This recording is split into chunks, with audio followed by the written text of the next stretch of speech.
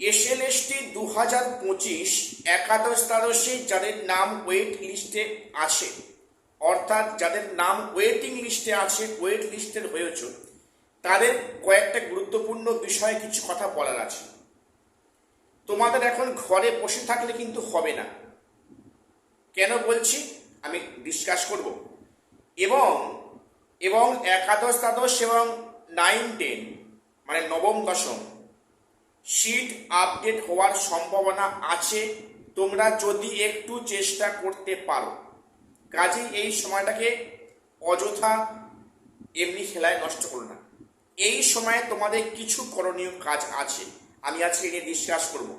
এবং নবম দশম যারা আছো, আগামীতে যাদের মানে ইন্টারভিউ আছে, দেখো সেখানে তো সবাই তো এম প্যানেল হবে না, এটা বলতে খুব খারাপ লাগে। তাদের মধ্যে কিন্তু অনেকেই ওয়েটিং লিস্টে থাকবে, এটাই স্বাভাবিক ঘটনা। আমরা চাই সবাই হোক এম প্যানেল, সেটা সম্ভব নয় না। তো ওয়েটিংয়ে যারা থাকবে তারাও আজকে ভিডিওটা মন দিয়ে দেখে নাও। কাজে এই ভিডিওটা স্কিপ করো না, চ্যানেলটা সাবস্ক্রাইব করে রাখো এসএসসি, পিএসসি এবং গ্রুপ সি গ্রুপ ডি গুরুত্বপূর্ণ আপডেট পাওয়ার জন্য। প্রথম আজকে বলি যে এবারে একাদশ দ্বাদশে বিভিন্ন সাবজেক্টে যে কাউন্সেলিং হয়েছে, সেই কাউন্সেলিংয়ের প্রেক্ষিতে এটা পরিষ্কার চিত্র, এখানে সিট অনেকটা ফাঁকা হয়েছে। কারণ এবারে যে মাল্টিপল র্যাঙ্কিং হয়েছে, অর্থাৎ ফিমেল দিয়ে দু জায়গায় নাম এসেছে, মেল ফিমেল এবং শুধু ফিমেল ক্যাটাগরিতে, তো তারা তো একটা স্কুল চুজ করছে। কাজেই সেখানে মাল্টিপল র্যাঙ্কিংয়ে অনেক সিট ফাঁকা হয়েছে, যা অন্যবারে হয়তো হয়নি, এটা পরিষ্কার। তবে হ্যাঁ, এবারে কিন্তু সেই অর্থে কাউন্সেলিংয়ে অ্যাবসেন্ট খুব একটা বেশি কিন্তু হচ্ছে না। এবং আশা রাখছি যে আগামীতে যখন স্কুলে জয়েন করবে সেখানেও বেশ কিছু অ্যাবসেন্ট থাকবে, এমনটা হওয়ার সেটা পরে বিষয়। তো এখন বর্তমানে যে মাল্টিপল র্যাঙ্কিং হয়েছে তার ফলে কিন্তু সিট বিভিন্ন সাবজেক্ট অনেক ফাঁকা হয়েছে। কাজেই এবারে ওয়েটিং যারা আছো, একটা সুবর্ণ সুযোগ, বিভিন্ন সাবজেক্টে তাদের ডাক পাওয়ার সম্ভাবনাটা খুব বেশি। সেখানে একাধিক পদ ফাঁকা হয়েছে, কোথাও 150 পদ ফাঁকা হয়েছে, কোথাও 200 বা তার বেশি। ওয়েটিং থেকে কিন্তু ডাক পাওয়ার সম্ভাবনা এবারে অনেকটাই বেশি। এবং ওয়েটিংয়ে যারা প্রথম দিকে আছো তারা অবশ্যই নিশ্চিন্ত থাকো, তোমরা চাকরি পেয়ে যাবে, জব পেয়ে যাবে। এইবারে যে প্রশ্নটা, ওয়েটিংয়ে যাদের একটু দূরের দিকে নাম আছে, হয়তো হওয়ার সম্ভাবনা নেই, আমি বলবো যারা ওয়েটিংয়ে আছো একজোট হও, একবদ্ধ হও। এখন সেই টাইম এসেছে।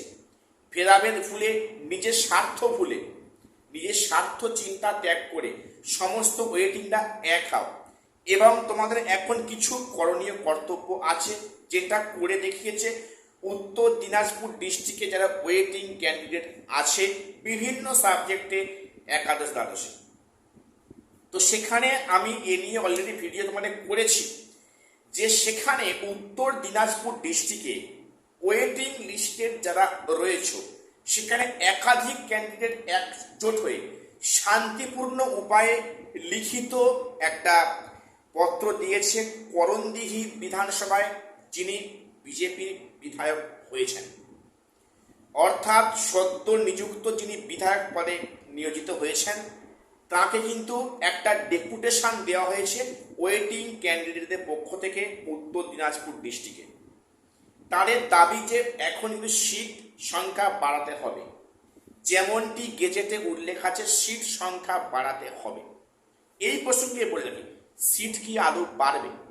দেখো, এই পরীক্ষাটা যদি সত্যিকারের গেজেট মেনে হয়, সেখানে যদি কোর্ট গেজেটকে মান্যতা দেয়, গেজেটে বলা আছে আপডেটেড ভ্যাকান্সিতে নিয়োগ হবে, কিন্তু আগের সরকার কিন্তু জোর করে সেই ভ্যাকান্সি প্রকাশ করেনি এবং সেখানে সরকার বলেছিল যে ভ্যাকান্সি আপডেট হবে না। সেই মর্মে অবাক করার বিষয়, কলকাতা হাইকোর্ট থেকে এক সম্মানীয় বিচারপতি উনিও বলেন যে না, আপডেট হবে না। এখন যে যারা বলছে ভ্যাকান্সি বাড়ানোর কথা, তাদের অ্যাকচুয়ালি মানে ডাক পায়নি বলে তারা বলছে, তারা এতদিন কেন উল্লেখ করে। তো যাই, আমি সেই নিয়ে তর্কে আসছি না। মোটামুটি ভ্যাকান্সি কিন্তু আগের সরকার বাড়ানোর পক্ষপাতী ছিল না বলেছে। এই সরকার, নতুন সরকার, যারা সদ্য কয়েকদিন আগে অবধি ক্ষমতায় বসেছে, তাদের কাছে এই দাবি আমরা রাখতে পারি।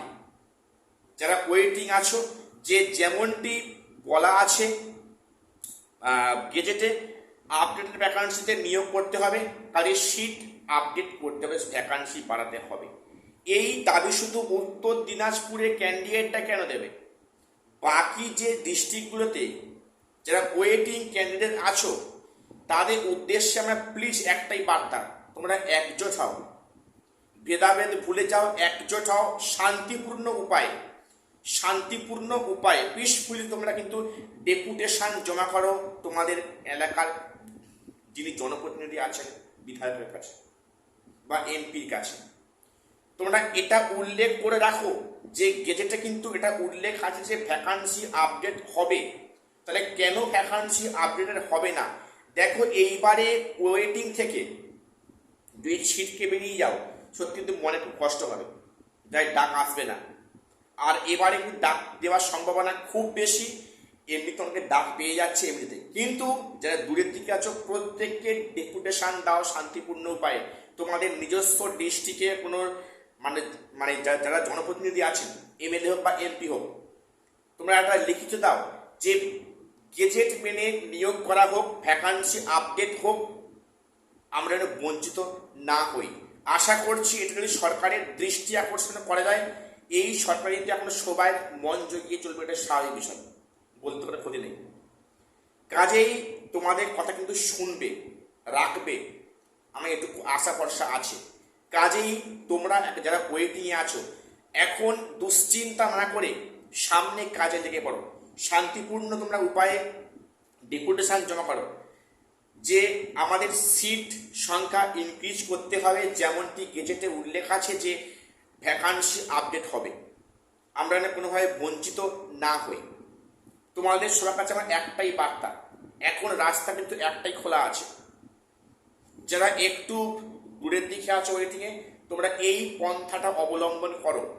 উত্তর দিনাজপুর ডিস্ট্রিক্টে কিন্তু করণদিঘি বিধানসভায় অলরেডি ডেপুটেশন জমা পড়েছে এবং সেখানে মাননীয় বিধায়ক মহাশয় বিষয়টা উনি দেখবেন বলে কথা দিয়েছেন। অর্থাৎ তোমরা প্রত্যেককে নিজের এলাকায় কিন্তু বিধায়ককে বা এমপিকে এটা জমা দাও, যাতে করে এটা সর্বোচ্চ স্তরে পৌঁছায়।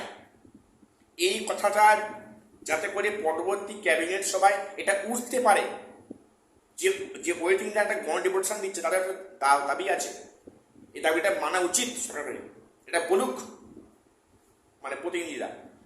কাজেই এখন শুয়ে বসে না থাকে, তোমরা কিন্তু কাজে লেগে পড়ো, হাতে বেশি টাইম কিন্তু পাওয়া যাবে না। তোমাদের হয়তো আগামী কয়েকদিনের মধ্যে তোমার কিন্তু বাকি সাবজেক্টে কাউন্সেলিং হবে, জয়েনিং হবে, তারপর তো ওয়েটিং থেকে ডাকবে। তোমরা এখন থেকে কাজে লেগে পড়ো। এটুকুই আপডেট দেওয়ার ছিল। চ্যানেলটা সাবস্ক্রাইব করে দিও। দেখা হচ্ছে পরে কোনো ভিডিওতে।